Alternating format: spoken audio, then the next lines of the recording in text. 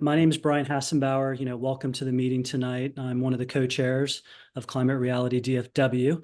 Our agenda tonight is packed with some great stuff here. We've got a great speaker in a few moments, so we want to make sure we have space for that, but also have space for great climate announcements and everything else going on with the chapter. So on that note, we would like to start out with our land acknowledgement. And Chip Pitts, would you do the honor of reading that for us? My pleasure, Brian. We always start our meetings with the Indigenous land acknowledgement. Specifically in the DFW areas, we're standing and living on land stolen from the Kickapoo, Wichita, Tawakoni rather, Jumanos and Comanche people primarily. Those are the ones I'm aware of anyway, who have been harmed yet continue to thrive in the process of colonialization and white supremacy. To find out more about this, and if you live in the greater Metroplex area, you can drill down more on the specific tribal communities affected by going to native-land.ca to educate yourself on these native communities. So that's it. Great, thank you. And next, we'd like to kind of set the ground rules for the meeting and make sure that, we're abiding by, the rules that we've talked about and that we've embraced. So Jayashri, would you read the community ground rules and kind of help keep us on track there? Yeah, sure.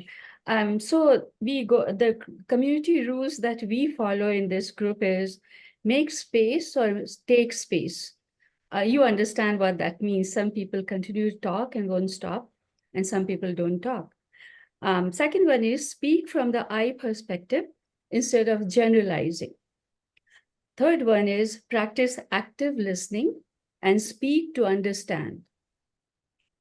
Assume good intentions, respect one another's space, time, and interest. Be willing to be uncomfortable. Be open to productive discomfort. So this topic we know is very contentious in many places, so be open to that. Intent does not negate impact. So we have to be mindful of what our words impact, how they impact others. Disagree without discord. Personal attacks and labeling have no place in our chapter. And the last one, but not the least, accept that there is no quick fix. So we are working together, and let's hope we find a fix. Thank you. Great. Thank you, Jayashri. And next, we'd like to have Beth Banda with our Creatives Working Group kind of open our meeting, as we always like the creatives to do. It always sets a good tone, good vibe, good mood for the meeting. So Beth, take it away. Thank you. Thank you, Brian. So this evening we'll begin by listening with some of the earth wisdom words from a Hopi elder in one of the Hopi prophecies. And this one reads, "This could be a good time. There is a river flowing very fast now. It is so great and swift that there are those who will be afraid. They will try to hold on to the shore. No, the river has a destination. The elders say we must let go of the shore, push off into the middle of the river, keep our eyes open and our heads above the water. And I say to you, see who's in there with you and celebrate. Banish the word struggle from your attitude and your vocabulary. All that we do now must be done in a sacred manner and in celebration. We are the ones we've been waiting for." Love it. Thank you. That is awesome. Thank you, Beth. Yeah, and like we were saying, we love to open the meeting with a positive vibe like that. So the creative group does a wonderful job doing that. And we'll actually close the meeting on a similar type vibe too, to give everyone a positive, thing to go out on. So we did have a few new people come into the meeting in the past few minutes. If someone would like to share briefly, what brought them to the meeting and say hello, that would be wonderful. We'll give you space for that. I'll go. Hi, I'm Steve Reedy. I've lived in the Oaklawn portion, or can you hear me? Am I doing it right? Okay, so I lived in the Oaklawn portion of Dallas for the last 24 years, since 2000. I've actually lived in the same place those entire 24 years. And I've watched my neighborhood kind of go downhill over the years, and I am trying to get a bunch of people together to bring it back to life. We're trying to plant some trees, we're picking up the trash, we're getting rid of the tag signs, but most importantly, we need to do something about the air. So I'm on here just because I wanted to hear what you all had to say. So thanks for having me and having this. It's wonderful. Yeah, I think a lot of our members share those, same concerns, the basic love of their neighborhoods, the environment, and, wanting to have a nice and, place to raise kids, families, and live. So yeah, we'll see how we can help you with that. Welcome. Do we have any other new members tonight that would like to say hello?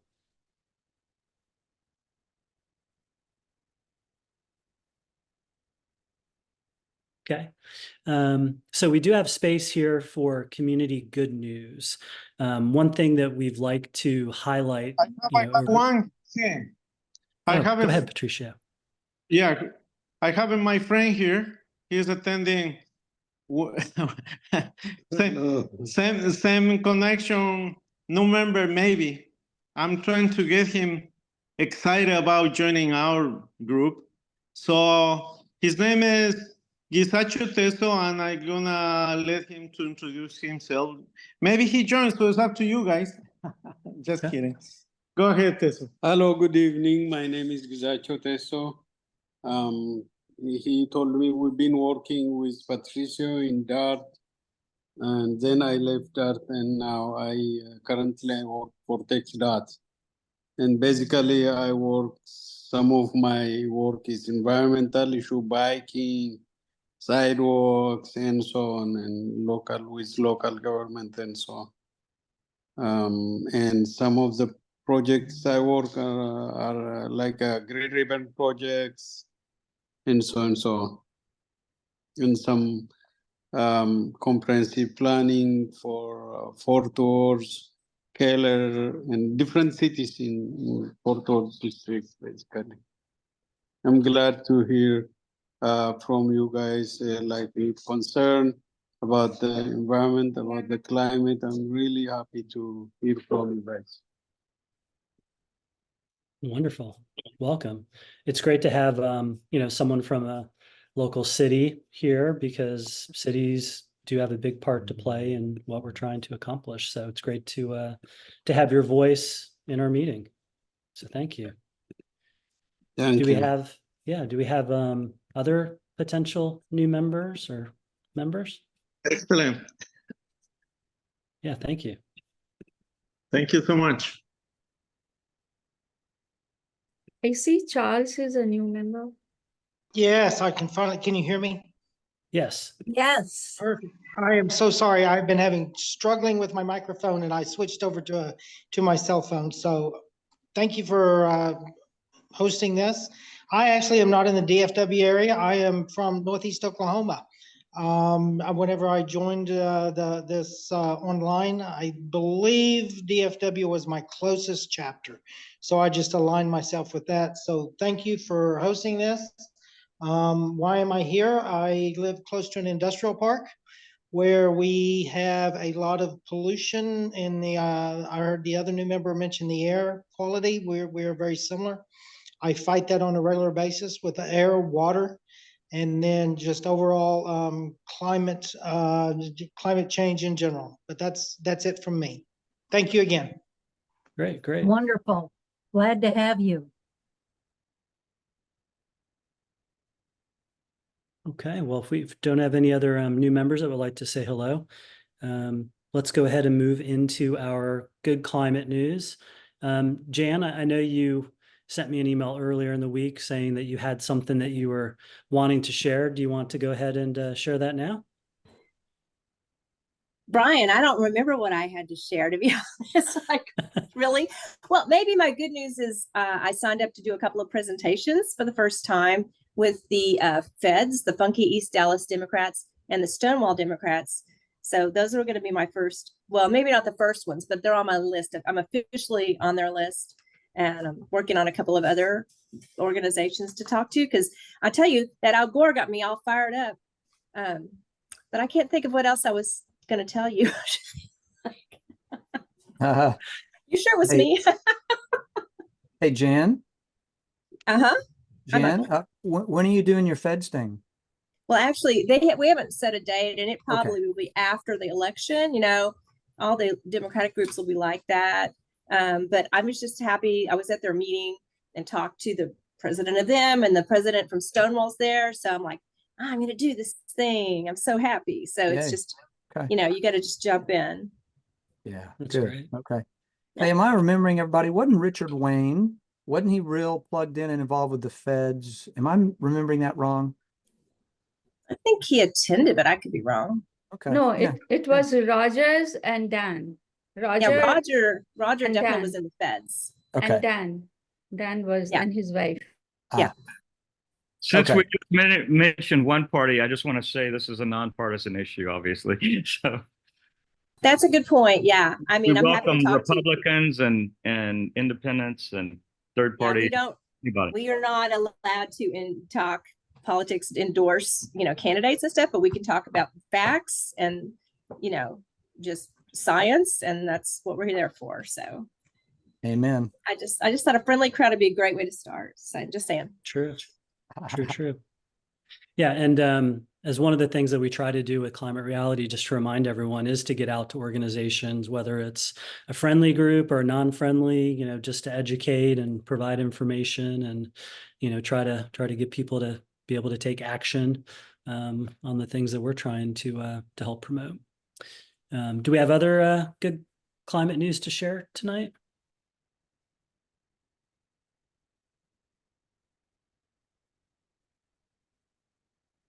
I wanted to let you know of one opportunity.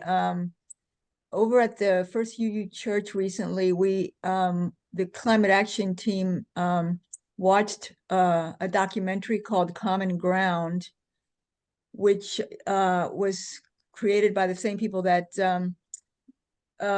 created the documentary a couple of years ago called Kiss the Ground. And it's all about how when we can improve the topsoil, farmers can improve their topsoil through regenerative agricultural practices. Not only do their yields increase and their costs go down, but also topsoil that's healthy and has all the nutrients sequesters carbon from the air. And it's a good anti-climate change kind of effect that it has. So it's a beautiful documentary, and I think they allow people to show it for different, you know, for their organizations before their organizations meetings. So if you get a chance, you may want to you know, look it up, Google it. It's called Common Ground, and it's all about regenerative agriculture. So that was a really interesting thing that I wasn't aware of until I watched that documentary. So I just wanted to recommend it to you. Wonderful. Thank you. Yes, you know, one thought I've seen it as well, Aurora, but I saw it in Portland in a theater and it was packed. And who knows, maybe CRP Dallas, maybe we could throw that out and promote it for a gathering, not a virtual version at, you know, Angelica is the kind of place that loves to host those kind of things. So, Right. I don't know. Yeah, it's a really it's a good good idea. documentary. Yeah, because they are looking for screening sites anywhere they can get them. Yeah. That could be a good fundraising idea too. I know that's a topic we'll talk about a little later. Yeah.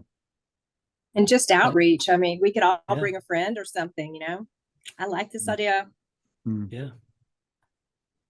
Well, we've already got one new friend of ours from one of our outreach events. So thanks, Jan, for manning the Earth Day booth.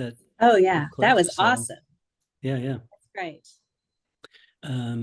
What other good climate news do we have to talk about today? Well, I don't have news, but I can say it's really good news that we have this awesome app called Climate Action Now. And if Yes. everybody doesn't have it already, be sure to download it. It's just super fast way to make an action, or 5 per day. And it practically does all the work for you. Just a few clicks, or you can read something and learn something new in the news about the climate, send some notifications to your representatives. And we were reminded at the Climate Reality Conference. And thank you, Michael. Yes, that's it. I swear I kind of forgot it. I had it on my phone. And so I just have to create the habit to get on there every day. But anyway, I think that's good news. We take action. Yeah, and that's a great reminder. And Jan, that's actually what you told me that you wanted to talk about. Oh, yeah. that. Oh, thank you. It all comes together. Yeah, and just to follow up on that, you can set up reminders so that every day it sends you a climate action notification. And one that I took action on the other day that I think everyone should is there's a food labeling bill that they're trying to get passed in Congress that would basically change the way we look at food expiration dates. So that way, instead of putting like Best Buy on there, that's no longer a thing, because Best Buy food can, of course, be good for much longer than that, but people throw it away because they think it's not good anymore. So it has a lot of food spoilage. So it was as simple as Jan said. You click on the button, you put in your zip code and your name, and it creates a preset email for you, basically, and you just click send and it sends it off. And you can personalize it as you wish. So yeah, that's a great reminder there, Jan. Do we have any other good news to share before we get on with our speaker tonight?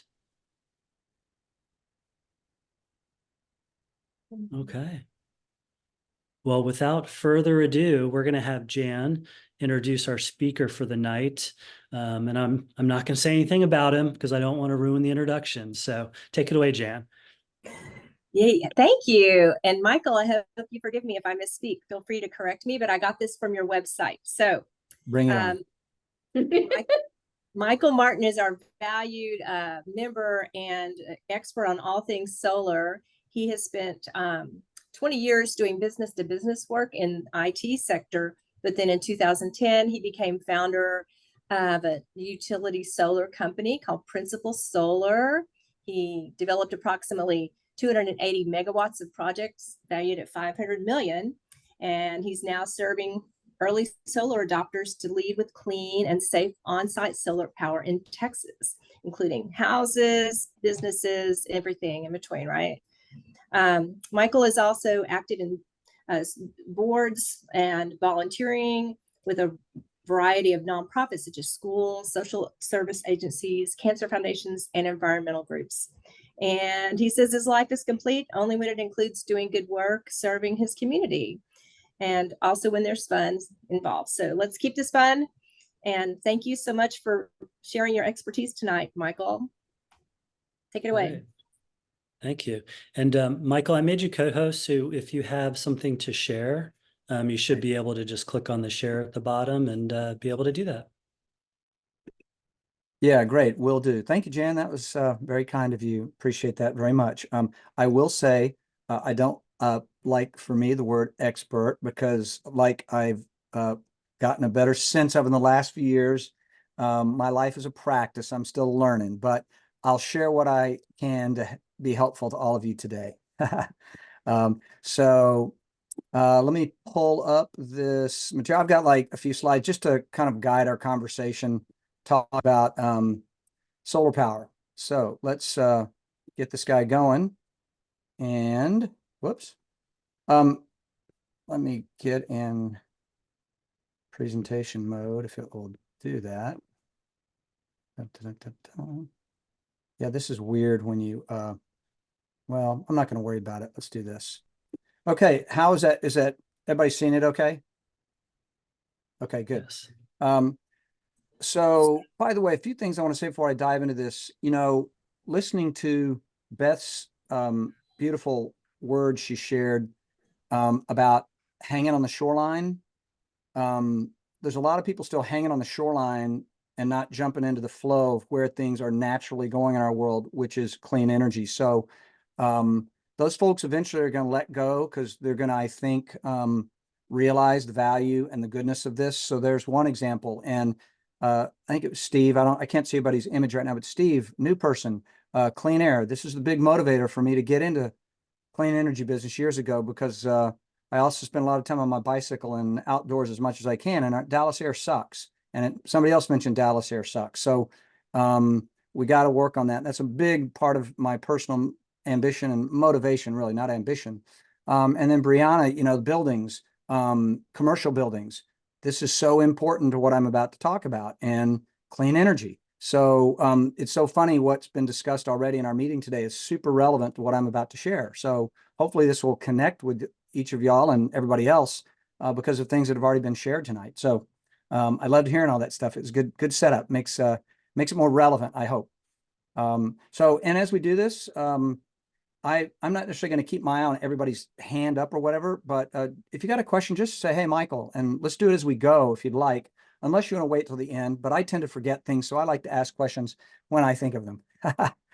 All righty. So I'll start with what is solar energy, because, it's kind of the basic first question. And it effectively is just, sunlight coming down and getting converted via its interaction with this beautiful thing called, silicon, and it creates electricity. So a lot of times you may hear the term photovoltaic. Well, right here explains what that means, meaning the photons convert light to electricity, voltage. And so we have the PV, solar PV as it's commonly called.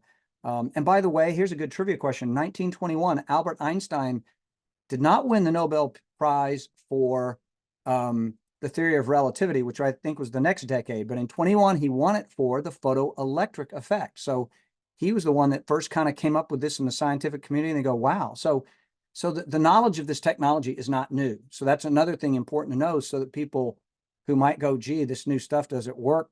Is it proven? Yes. And so let me cover just a few basics of the, what typically makes up a solar installation. It doesn't matter if it's on a small place or covering up gazillion acres. You have a lot of the same components, but I'm going to use a building here because, we all hang out in buildings at home and work and wherever else we go. So I'll use that to just describe real quickly, because I don't want to assume just because we're all CRP people, we all have our different interests. So I don't want to assume that people get all this. So I hope it's okay that I'm just doing, 101 here on the basic solar, because I think that's important for people to get it. And so the good news is this came from Solar United Neighbors, which is an awesome organization that advocates for residential solar adoption. So I want to give them credit for this because they have such a beautiful image on this.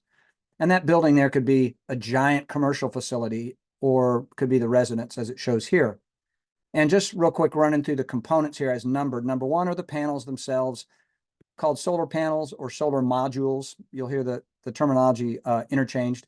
Number two is the inverter, which changes the natural flow of DC power once it hits the panels and converts it to AC, because AC is what we need to plug into, and our whole electrical system is basically alternating current. So that's what that component does. Number three is basically just saying, once we do that, like all energy, it's used where it hits the in this case, the inverter and the site. So the solar power in this image is all going to be used on site by that building. And then item 4 is the, as it says, bidirectional meter, which means that if you don't need all the power you're producing in that building where the solar resides, it'll ship it out to the grid as represented by number 5. And we won't get into the whole conversation about net energy metering and bill credit tonight, but that's kind of how that works. If you do overproduce, if you don't have a battery, for instance, to catch the extra stuff to use at night, then, and that is a missing component here, but a battery would be in here as well as a component that would allow you to store power to use it when you want. And whether it's because of bad weather's coming or because you just want to use it at night and delay your purchasing of power on the grid, like I do at my home. And then this bottom part is just basics of where you want to do solar. South facing, some east, some west, but here in the northern hemisphere, south facing planes is what we want, or if it's ground mounted, we angle them to where they face south toward the equator. We don't like shade, you know, it's pretty obvious. Shadows don't generate much power. And then you just need space. And in this image here, it's kind of a simple roof geometrically. And so one thing to think about, and this image here as well is simple, but the home solar challenge sometimes is we have these beautiful architectural dormers and other features that makes it harder to install solar, more expensive, and limits its effectiveness, but still works, as opposed to commercial properties where big flat rooftops, like where maybe Brianna is working on, those are fantastic sites because they typically are not encumbered by architectural beauty, let's say. All right. Michael, yes. question. So you're the one that brought the topic up. So I'll ask the question about it. Net metering. Can you talk about what that is? And from my understanding, which is not the understanding that you have probably, is that if we did have net metering, it could make it more advantageous to put solar panels on buildings and on residential units because you actually would make money off of your panels. Yes. Well, I don't know about making money, but you're at least going to get compensated for any extra power you produce that you don't need at the site. So I have to be, I'm always very careful. I think the language of making money, this is part of the scamming going on in our community right now because solar's grown enough.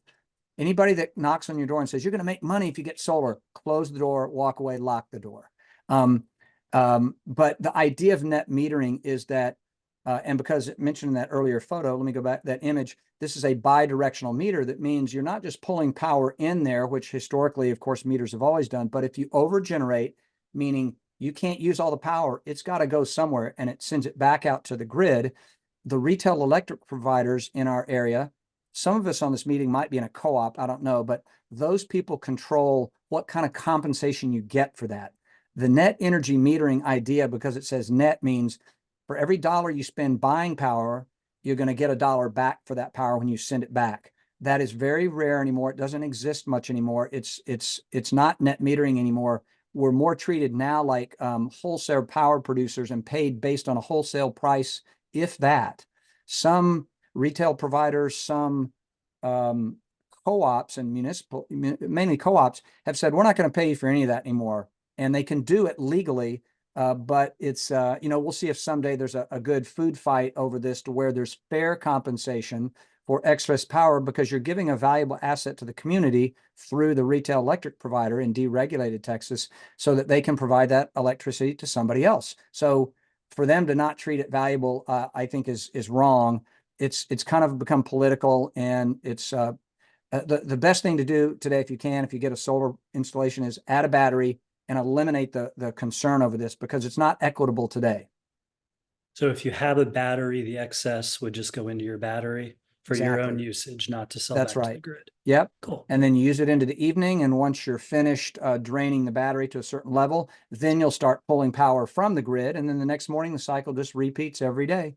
The solar will then charge your battery. It'll charge up again, be ready for you in the evening. And that's just the cycle that repeats all the time. Hey, Michael, sounds renewable. Sure. Since you just mentioned cost and politics, I'm curious what you think about, you know, the dominance of the Chinese, you know, industry in areas like EVs and batteries and solar. So they're selling it across the world very, very cheaply because it's been so heavily subsidized. And as you might have heard, you know, Biden is now announcing these tariffs, and there seems to be kind of a bidding war for protectionism with Trump's, you know, saying he'll put tariffs on Chinese products, you know, this, and you can always up it. How is that going to affect the affordability of solar and just the attractiveness of it? And what's your take on that whole situation? Well, we could be here all night on that. So I'm going to be short on that, Chip, because I want to get through the rest of the stuff. Great question, though. Really important. The good news is what Biden and his crew and the DOE and elsewhere, we also now have really good incentives from a federal level. So yes, if we have to increase the cost a bit because we want to improve the supply chain, this is all a wake-up call, like in many industries from the pandemic, where all of a sudden, gee, we can't get things. Imagine that. So it's really smart that we do this. I'm not a protectionist, but I'm not a pure globalist either, like, because that was kind of where things were going. And here you go. You get exposed when you do that. So I'm in favor of the strategy to ensure that we have domestic content, domestic suppliers. The great news is we've had 2 major global solar manufacturers set up shop here in DFW. Canadian Solar is making solar panels now out in Mesquite, and they're still ramping up. They're not in full production mode. And Trina Solar is down in Wilmer. Wilmer. That's right. So we're going to get more of that. I want to see our mayor and our big chambers out there saying, hey, if you're in this business, come here, set up shop here, make the stuff here. We're beautifully located. We're a big market, and we can get to anywhere in the Americas. So I'm very bullish on how this is going to go, Chip. I think it's the right strategy. It's a balancing thing, of course, because it might have a cost impact, but if they can offset that with some incentives to users, whether it's business or Chip the homeowner, then that'll work itself out. So Thank you. yeah, great stuff. Great point. It's not simple. A few quickie things to keep in mind. Solar systems are designed and proven to last for 25 years. They have warranties that match that. Raise your hand if you've ever bought anything in your life that has a 25-year warranty. I'm pretty sure no hands are going up. And that's incredible, isn't it? It sits out in the weather all day long, every day for years and decades. That's impressive. So again, proven is the key. One word to remember: solar is proven. Handles hail. You got to have a good roof, only because you don't want in 8 years to have to pull it up or have an expensive roof repair job because your roof was in crappy condition kind of when you installed solar. So be mindful of that. And the other important thing, because this is where some of the haters come in, they say, oh, but solar's got all kinds of supply chain issues and toxicity. And what about all those old solar panels? Well, there's, as I said, think consumer electronics market. A number of us here are old enough to remember that we used to just throw electronics away, man, like crazy. Now you take them to Best Buy. There are state laws that said those folks have to take them. The same thing's happening in solar because businesses recognize there's a business there. Let's recycle the stuff, buy it cheap or take it cheap or for free, sell it and make money on it. So, is it perfect yet? Absolutely not. Is it happening and growing? For sure. Here's some other cool facts now that are more relevant to why is this becoming a thing. It's really popular. And that's not what Michael Martin says, but this is an old Pew Research study. 90% of Americans think we should do more solar. Okay, pretty good. Earlier it said it's really not bipartisan. It's not. It's getting better, cheaper, and faster. That's the old IT language, or IT industry, right? Moore's law: better, faster, cheaper. It's really getting better and cheaper all the time. Dramatic since I've been in the industry, probably up to 75% now. And there's tons of money available to finance and fund it if you can't write a check, whether you're a business or you're a homeowner. So those things have created this for us, which is, Matt, look at that up into the right chart. I mean, every industry, every business wants that. So it's been deployed all over the country, and the map there indicates kind of the places where it's had the most penetration and adoption so far. We know about Texas being that darkest color along with these Western states. And I guess the latest, I'm sure it's way up by now because this is a few months old, 24 million homes being powered by solar in America today. So big impact already. So that's exciting. And then where is this happening? Everywhere. Homes, commercial property, and then of course, big remote utility scale farms in rural remote areas. This is absolutely happening all over Texas and in all sunny places where you've got buildings and land. So that's the good news. And then I wanted to touch on this. The main focus of my business, by the way, yes, is in commercial. And the only reason I highlight that here, because I'm not trying to just focus on that, but we have got to, like a lot of these things, climate related. We all know that the notion of Michael is responsible for his carbon footprint, and he is the one that must make us clean up the earth. No, these giant corporations are the one that's got to lead the way. Are you kidding me? And the good news is a lot of them already are. They're not going to worry about politics at all. So, and I'm happy to share this deck, by the way, afterwards. If it's of interest to y'all, just let me know and I'll do a PDF and share it. So look at these companies. We've all spent our money with them. And probably today, I'll bet somebody here went to Target or Walmart or bought something from Amazon or Whole Foods or IKEA. I mean, the big brands, they're all public companies. Do you think they would do that if it was stupid and didn't pay off? Heck no, their investors would be all over them. So again, these are important facts to have when people say, well, it doesn't work and it's not a good decision. It doesn't pay for itself. It doesn't last. It doesn't have impact. That is 100% incorrect, but we still hear that. I'm in this field. I hear this all the time. So politely and lovingly correct people who want to hear you correct them if you have the chance. And the point is, for business, there's no risk. There really isn't. This stuff has been de-risked by all these guys that I just showed there, companies I just showed on that list. I've just got a couple more slides here. The ideal seller, like, for whom does this make sense? And I kind of blended both, y'all who may be homeowners and others, business property owners. So you got to be the building owner. When you're a renter, you can't, do anything at a building, right? So obvious, but I need to state it. And this is kind of Michael Martin's version. So where solar really happens is that people, whether it's homeowners or CEO and business executives, say, we need to do this and let's do it and let's figure it out. But for perhaps sustainability, climate, environment, regeneration, whatever language they use, I try and tune into how people talk, what language. We use Climate Reality Project. Other people use different language, but we're kind of going the same way. Eliminate emissions and pollution. That's common, whether it's, one single solar panel on a hut in a village in Africa, or if it's that solar farm that took up 500 acres in North Carolina where I worked years ago. So it doesn't matter. It all has the same impact.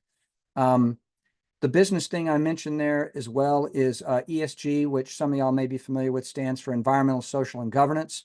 The great thing about businesses who care about that or getting pressure to behave in a way that's environmentally and spend their money and operate that way is that solar is beautiful, because once you do the project, you can claim credit every year in your annual report for our solar project because it keeps working. It's not perishable. Its value is very sustainable. And then that blends into brand value and stakeholders. Everybody talks about, younger workers than me who care about where they work and how these businesses run their business. And if you're running a clean energy powered business and doing your part to be sustainable and lower impact, then that attracts me, but it attracts lots of people. Then also adding this to existing energy efficiency measures, and this is great for home or business, is, gee, are you still using old school light bulbs? Let's go LEDs. Do you have good efficient windows? What about insulation? All those kind of things make solar work a lot better because it's not going to produce wasted energy to cover up an inefficient structure. Make the property more valuable. I've only had it here on my house for a very short time, and I'm not going to be living here very long because all my kids are gone and we're going to do something else. But you know what? I don't care because I'm that second bullet. I have a genuine interest, and I'm psyched about what it's doing for me now. I don't care if it's going to pay back, because it'll pay back when we sell the house, because I'm going to make sure somebody that wants to buy our house goes, wow, it has a power plant. That is valuable to me. And increasingly in markets where we have more solar penetration closer to humans, as opposed to just out in West Texas, like California or Germany and places like that, buildings that have their own power plants do indeed attract more buyers and go for more. It kind of makes sense, doesn't it? And it's still an early adopter, first mover kind of world. So people got to be comfortable with that, even though, again, this stuff is proven. It's not that new. It's not new, but if your neighbor doesn't have it or your friends don't have it, you might wait. Most people aren't first movers. Most people are followers. So this is part of the social psychology experiment I've been living for 14 years is how and when and where and why or why not for solar, because most people aren't first movers. So, even with these great facts, save money. I get to that, not first. You're going to save money. It's going to pay for itself when depends on many variables. And a big one is what's going to happen to the price of power where you are, where the solar system is installed. On my home, on that big industrial facility, is the cost of power that we're no longer going to be buying going to go up 3% or 20% a year? If it goes up 20% a year, this sucker is going to pay off real fast, like in well, maybe year one. Again, it depends on how you finance it. So there's lots of, it depends, but they do pay for themselves every day. And then the building wise, you want to have an efficient building, as I touched on earlier. You want a roof that's not too old. And accessibility also has to do with financing. We've got to get it figured out on residential financing. It's a big problem. Commercial solar financing is great. It's not rip-off financing. Most home residential financing, as some of y'all may know, is rip-off financing. You've got to figure out a way to get a home equity loan from your banker or write a check and pay for it over time. So that'll get resolved. And then also solar doesn't work on, you know, skyscrapers because the footprint's so tiny for a giant building. It will work, but it won't do much, right? If you think about it. So here's some things I've already touched on, but I want to highlight right here as well, because I haven't yet talked about the investment tax credit. So whether it's at your house or your business, 30% tax credit. And there's also certain other credits that apply that could add another 10 or 20% if you're in, for instance, a what's designated as an opportunity zone or an under-resourced low to moderate income community, or if you're doing it on, for instance, a multifamily apartment complex that has working class folks in it. So we have all the data, the government has it, and they said, ooh, that place qualifies for an extra 10 and another 10. So you can get to 50% of your solar project being paid for in some cases. And then Encore also has some rebate money, mainly for residential and for smaller commercial. And just to let you know, if anybody here is thinking about home solar, to get the Encore rebate, which is pretty good, get the battery, because you can't get it without a battery. And if you think about it, the reason is because if the power goes out, Encore doesn't want you to call them, because if you have solar and a battery, you're not going to call them. They're going to worry about everybody else. So they'll give you some of the rebate money if you're the kind of ideal home solar user that they desire. And I don't really argue with that. The other thing I just want to say is once you do this, it's not like in 5 years, it's not going to work anymore and you have to go back to buying all your grid power. These are forever solutions and decisions, which is great because it gives you control of however much of your power you've offset, which is the next point. I haven't had mine long enough to know what my annual offset is. I know in our membership and others that probably everybody here knows, people love to brag about, man, I'm only buying 27% of the power anymore from the man that I was buying all those years, and I'm generating on my own now. And, you know, I'll brag about that in a year. Let me come back to you on that. Resilience. It used to be that most solar systems, when the grid was down, they had to go down. Now the technology and the common installation is when the grid goes down, there's a hard shut off and the solar can work and the batteries can work, and that cycle can continue even if the grid is down for days. So that resilience is incredibly important in Texas, because ERCOT already started freaking us out in late April, didn't they? Saying, hey, everybody, please don't do your laundry in the afternoon and turn your air up and, you know, cross their fingers, right? So they're already doing that earlier than ever. It's nuts. Anyway, some other things here: protects your roof. The installations are quick. For an average home project, they're in and out in one day. Commercial projects might take days or a couple weeks. It just depends. But man, they come in, they get out, and they're non-disruptive.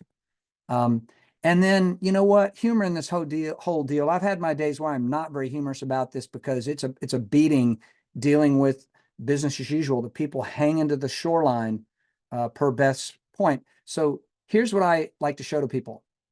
What's the downside, man? Really? And especially for businesses who are really profitable and doing well, there is no downside. It doesn't matter if they spend a few pennies more for a couple of years to get to the value proposition they desire, because look at all those other great things that this brings. So anyway, I love this ad. I love to show it to people and say, you know, come on, what's the downside? So that's the last slide. And I hope that was helpful. I'm open for any questions now or later, anytime, because y'all know how to find me. I have a question. Michael, I was curious when you talked about how the state is not helping but you know, so don't even worry about that. It was, what was it now? I should have written it down early on. Yeah. You said don't bother Yep. about, what was it you were talking about? Well, let me just say this. Whatever I was saying is true. The state is doing nothing to promote solar? Other than That's putting, right. Yes. yeah, So that was my question. there's What? no incentives at a state level. Okay, thank you. So my real question was, what states would you say are a great example who are doing it right? Hmm. Hmm. Or do you Well, know? Yeah, certainly, historically, California has a lot of the northeastern states as well, where power is expensive and where they've wanted to really accelerate this for various reasons, for pollution reduction and or distribution of the burden, meaning it isn't all from the big grid. So I'd say basically the Northeast New England states, I think Colorado as well, Illinois, Minnesota, and then the whole West Coast. So lots of places. Yeah. I don't anticipate any state level incentives here in Texas, aside from the Encore one, which again, I won't get into, but it's not a great one, but it's not bad. But the state is incentivizing gas plants, as we all know. Right. So, I just feel like if there's a lot of examples, it's such a good thing to bring up when you're talking to your representatives, yeah, these point. naysayers. So, yes, okay. pick a state other than California and they might Yeah. want to hear it. So. Yeah, well, that was fun. I appreciate the invitation to do this, and truly, I take anybody's call, anybody's email, anytime that wants to talk a little bit about solar, because what I'm really all about right now is advocacy, education, informing, and hoping that leads somebody to go, yeah, I'm going to do this, and then I can help people get stuff done. But my point is, I'm just trying to get people to learn about it, the facts. And so this is great because Climate Reality is in the reality business.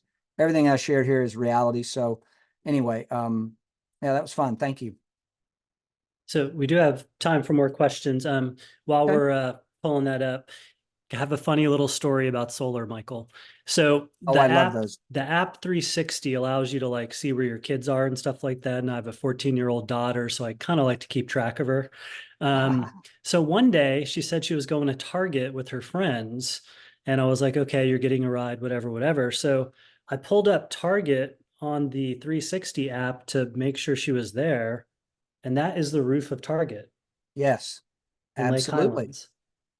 Most every Those are Target, all solar panels. yeah.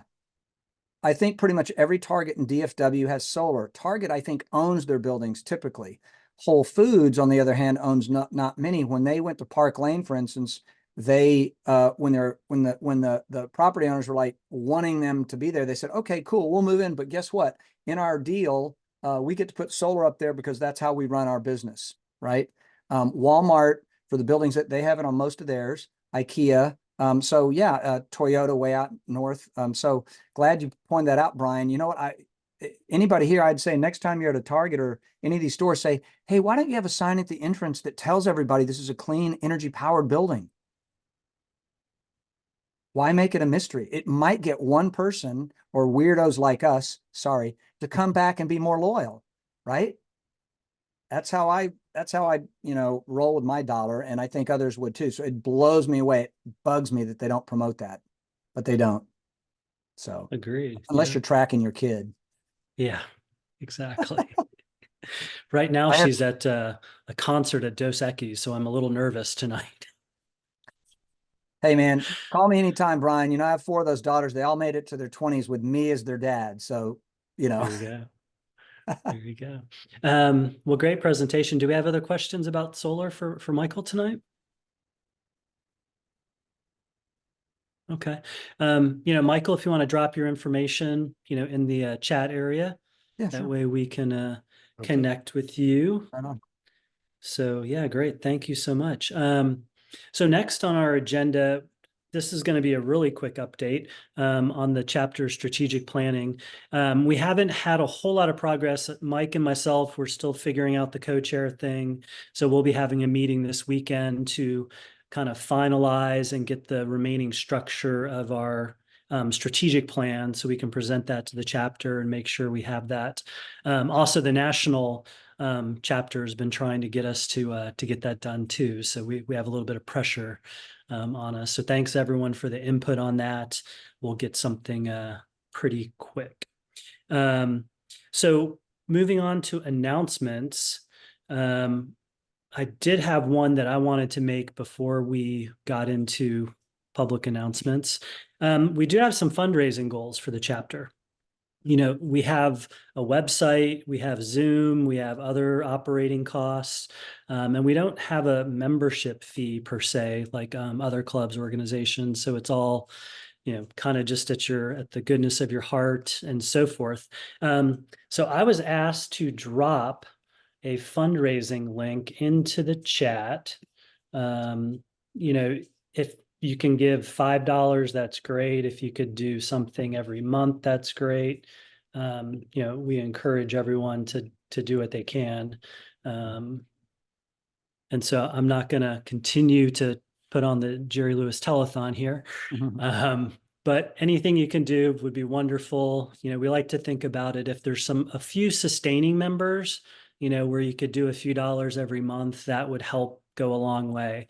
You know, we had some expenses at the Oak Cliff Earth Day where we had some business cards printed and some other things that we'll be using over time. And we want to be able to continue to get the word out there about, you know, the great work we're doing and continue to grow the membership.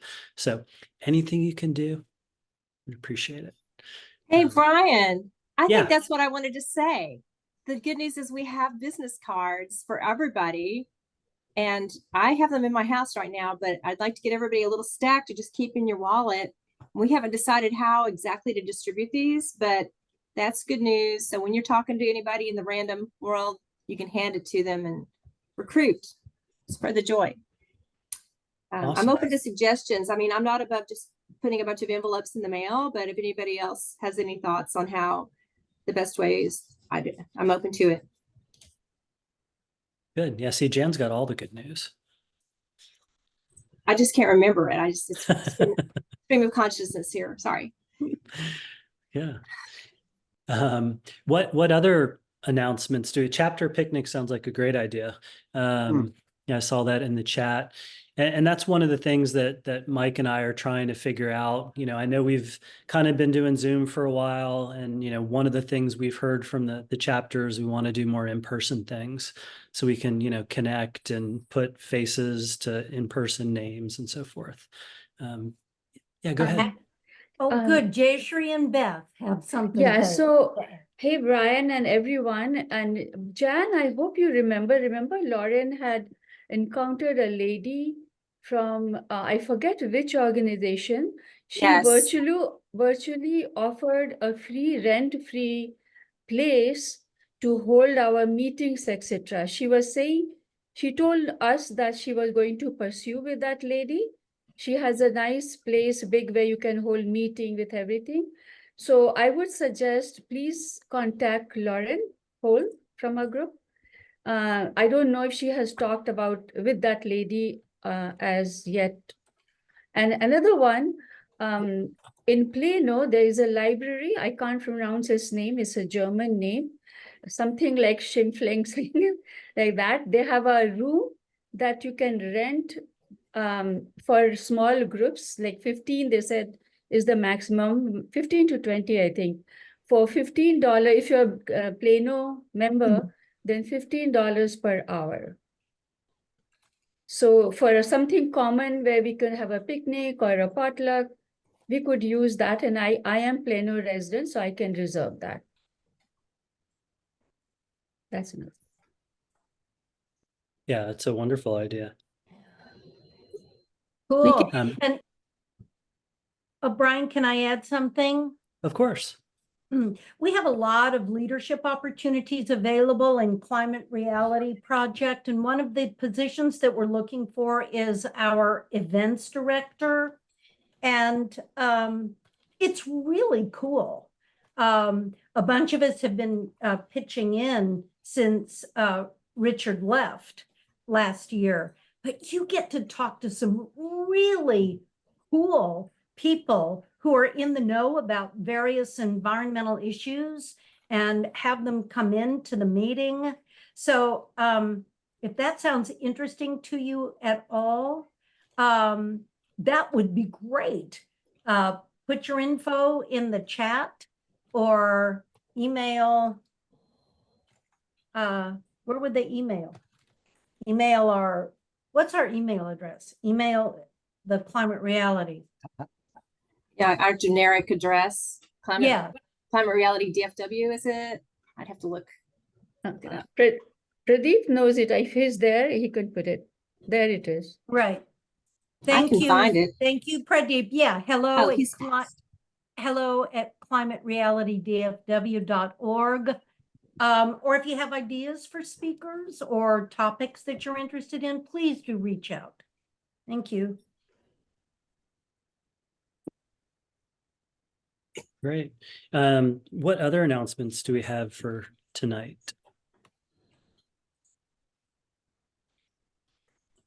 Does anyone know about the next training happening where in US? I know the last one was in New York. The last I heard like 2 weeks ago was it hadn't been decided yet. There was some talk about a Midwestern place. Not Chicago, I'll think about it. But anyway, it wasn't officially decided, but I'm not up on my emails this week. So Same all I here. know. That's why I asked. Hmm. Yeah, that's a great Right. question. I think we should all go to the one in Rome next month. That's I what I'd know. really like to do. Good idea. Brian, do you want to talk about the speaker that we're bringing in next week? Sure. Yeah. I mean, next month, Next next month, month. yeah. My bad. Yeah, sure. So our next meeting is third Wednesday of the month, same time, same place, June 19th. We'll have Sherry, I think it's Seller. How do you I think pronounce it's that? Quaylar. Quaylar, I Quaylar. think. There you go. Mhm. She's with the she's a urban forestry coordinator with Trees Texas Foundation, and they benefit the environment and underserved communities. So she's going to kind of walk us through what they do in their organization and get us excited about urban forestry initiatives. So kind of a little different than solar and a little different than reusables. So trying to keep the topics varied. So that'll be our next one. And as Beth said, if you do have a potential speaker, you can just email that hello@climaterealitydfw and we'll get that and be able to try to talk with them. Hey, Brian. Cherie, Oh, sorry. oh, Real quick, who's the speaker coming from Texas Trees? Sherry, Sherry. Quaylar. Okay, good. Yeah, I don't know her, but man, they're awesome. Texas Trees They are- Foundation. Yes. Yeah, Michael, thank you. That's exactly what I was going to say. They're working directly with Fort Worth on our Fort Worth urban canopy for every environmental reason that you can imagine. Dealing with temperature, water conservation, and they specifically focus on underserved community all throughout the state of Texas. It's a Texas-wide organization, and they will go into parks and underserved areas for all of the benefits, the ongoing benefits that trees give to us humans and where we live. That's what she's going to be talking about next week. Oh, thanks, Michael. Yes, so do we have any other announcements?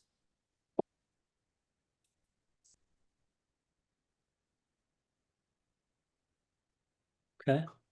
Well, it looks like we're kind of getting towards the end here. So we would like to have a closing word from our chair of the Community Building and Self-Care Working Group, Jeffrey Pullis. So if you could kind of close us out here, we would love that. As it turns out, my closing has to do with trees. I learned something the other day that I didn't know. In the spring, how does the sap rise up in the trees? Have you ever thought about that? It's the expiration of oxygen at the top of the tree that pulls everything up the tree. And the reason so many deciduous trees lose their leaves in the cold weather is so that they don't have a freezing of where the sap's coming up the tree, which can kill the tree. So anyway, I also had brought a poem here to share. And the poem is by Kai Sedenberg. What do trees think about in the morning? What do trees think about in the morning as the sun's golden light touches each of their branches, gently awakening them to a new day? Do they give thanks just to be alive? Do they lift their branches in heartfelt gratitude for the generous gifts of this green earth? For neighbors and friends, both near and far, for the parents who gave them life and the ancestors who came before them? Are they proud to be part of a vast and ancient guild of skilled artisans performing the essential alchemy of transmuting sunlight, water, and air into leaves and branches, fruits and seeds, and air for countless creatures to breathe? Is it thrilling to work this everyday magic, to create so much from such simple materials? How does it feel to do this noble, essential work, to give so much to so many, and ask so little in return day after day, year after year? Do they ever get tired of giving? Do they ever want to be appreciated more? What do trees think about in the morning? That's wonderful. Love Wow, that. beautiful. Well, great. Well, I think that concludes our meeting for May. I want to say thank you to everyone that helped put this together. This isn't just one person doing it. It's a collaborative effort, and there's a lot of reminders because this was my first time doing it. So I was reminded a couple of different things here and there. So I appreciate it. And, thank you to Michael, our wonderful speaker. And I think one of the greatest things about this organization is that we have so many knowledgeable members that are so involved and passionate and as part of the sustainable industry and, doing good work. So it's great to hear from our own members. So thank you all to the new members that came. Feel free to go to the website, get involved, sign up for our email newsletters, and those types of things. And as you heard, we're planning on doing some in-person events in the near future. But until then, we'll be on Zoom June 19th, and let's continue to take action on the climate issues that we need to. So, and there's the website in the chat as well. So thank you, everyone, and we'll call it a night. And as someone posted, go Stars and go Mavs. Let's go bring home some championships.